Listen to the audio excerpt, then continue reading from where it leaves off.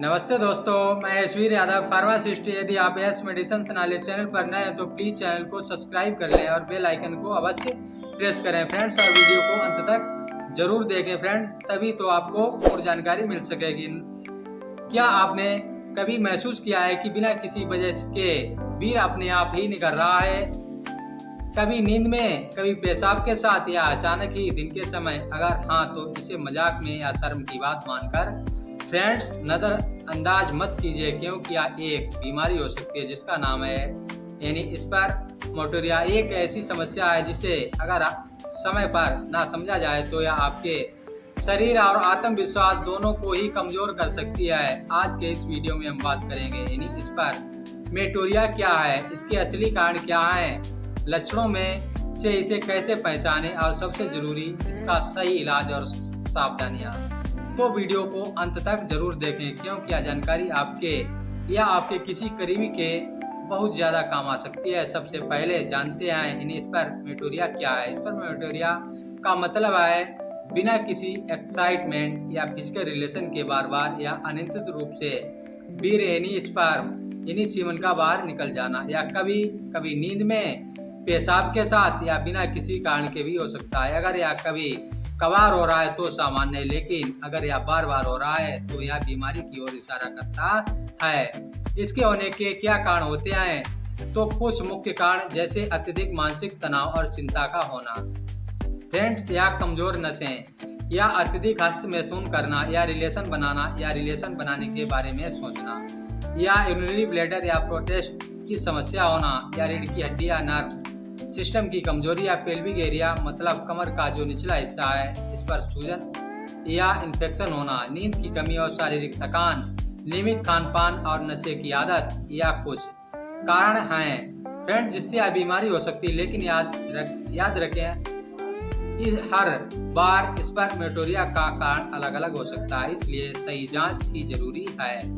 आप जानते हैं मरीज में कौन कौन से लक्षण दिखाई देते हैं जिससे वह खुद जान सके कि उसे स्पर्मेटोरिया की बीमारी हुई है। कुछ प्रमुख लक्षण जैसे बार बार वीर्य का अपने आप निकलना, पेशाब के साथ धुंधलापन या चिपचिपाहट आना, पीठ और कमर में दर्द, कमजोरी और थकान रहना, नींद न आना, चिड़चिड़ापन रहना, रिलेशन बनाने की इच्छा में कमी होना जिसे हम लॉस ऑफ यानी लिप्टो कहते हैं, आत्मविश्वास की कमी और डिप्रेशन जैसा महसूस होना। अगर इनमें से किसी प्रकार के लक्षण आपको दिखाई दें तो इसे नजरअंदाज मत कीजिए, तुरंत ही अपने डॉक्टर से मिलें। दोस्तों, अब सबसे पहले यानी सबसे अहम हिस्सा इलाज याद रखिए। यानी स्पर्मेटोरिया का इलाज सिर्फ घरेलू नुस्खों से ही पूरा नहीं होता, इसके लिए डॉक्टर से मिलना भी बहुत आवश्यक है। आइए समझते हैं कि डॉक्टर किस तरह से इलाज करते हैं। इसके लिए सबसे पहले डॉक्टर आपकी डिटेल हिस्ट्री लेते हैं, कब से यह समस्या हुई है, कितनी बार होता है, और आपके खान पान और आदतें क्या हैं। फिर कुछ टेस्ट करवाते हैं जिसमें urine test, semen analysis, blood test, और जरूरत पड़ने पर अल्ट्रासाउंड या प्रोस्टेट की जांच भी करवाई जाती है।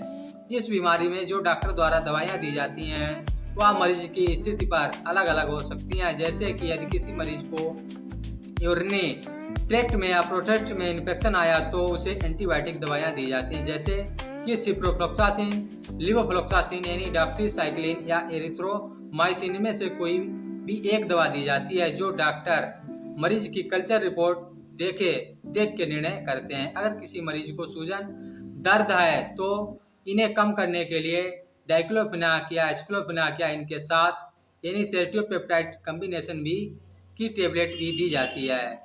नसों में आई कमजोरी को दूर करने के लिए विटामिन B12 की टेबलेट या प्रेग्रावालिन या गाबापेंटिन में से कोई भी एक दवा दी जाती है। इसके साथ सपोर्टेड मेडिसिन के रूप में vitamin D3 tablet, multivitamin tablet, calcium tablet आदि दी जाती है। और अगर किसी मरीज को एंजाइटी हुई है तो स्टेज की समस्या हो रही है तो उसे एंटी एंजाइटी मेडिसिन भी दी जाती है, जिसमें क्लोनाजिपाम डोज में तथा लेप्रोजिमाम या पेरोक्सिस्टिन लंबे समय तक दिया जाता है, और यह सिर्फ डॉक्टर के द्वारा ही तय किया जाता है कि कौन सी दवा कब देनी है और कितनी मात्रा में देनी है। इसी कारण से एंटीबायोटिक दवा और एंटी एंजाइटी दवा बिना प्रिस्क्रिप्शन कभी नहीं लें। गलत दवा से शरीर पर बुरा असर पड़ सकता है। कुछ डॉक्टर इस समय हर्बल या आयुर्वेदिक टॉनिक भी देते हैं, जिसमें अश्वगंधा, शिलाजीत, सफेद मूसली या प्रमुख हैं। प्रोटीन सप्लीमेंट भी दिए जाते हैं और डाइजेशन को अच्छा करने के लिए प्रोबायोटिक्स भी दिए जाते हैं। डॉक्टर हमेशा दवाइयों के साथ लाइफ फास्ट को सुधारने की भी सलाह देते हैं। इस बीमारी को होने से कैसे रोका जा सकता है, तो इसके कुछ तरीके हैं, जैसे कि नियमित व्यायाम और योग करना, प्रोटीन, हरी सब्जियां और फल वाला संतुलित आहार लेना, देर तक जागने और मोबाइल फोटो पेनोग्राफी से बचना, सिगरेट, शराब की बुरी आदतों को पूरी तरह से छोड़ना, अत्यधिक हस्तमैथुन से बचना आदि। दोस्तों, स्पर्मेटिया की कोई शर्म की बात नहीं है, यह एक मेडिकल कंडीशन है और इसका इलाज आसानी से संभव है। अगर आपको आपके किसी जानने वाले को यह समस्या हुई हो तो तुरंत ही डॉक्टर या जनरल प्रैक्टिस से संपर्क करें। बिना इलाज के इसे अनदेखा करना आगे चलकर सेक्सुअल वीकनेस या मानसिक समस्या का कारण भी बन सकता है। आपको यह वीडियो जानकारीपूर्ण लगा होगा, अगर हाँ तो इसे शेयर कीजिए ताकि अन्य लोगों के भी यह वीडियो काम आ सके। फ्रेंड्स, ऐसी ही बीमारियों से जुड़े महत्वपूर्ण वीडियो को देखने के लिए प्लीज चैनल को लाइक एवं सब्सक्राइब अवश्य कर लें। फ्रेंड्स, नए टॉपिक के अब आपको मिलते हैं अगले नए टॉपिक के साथ। फ्रेंड्स, वीडियो को देखने के लिए आपका बहुत बहुत धन्यवाद।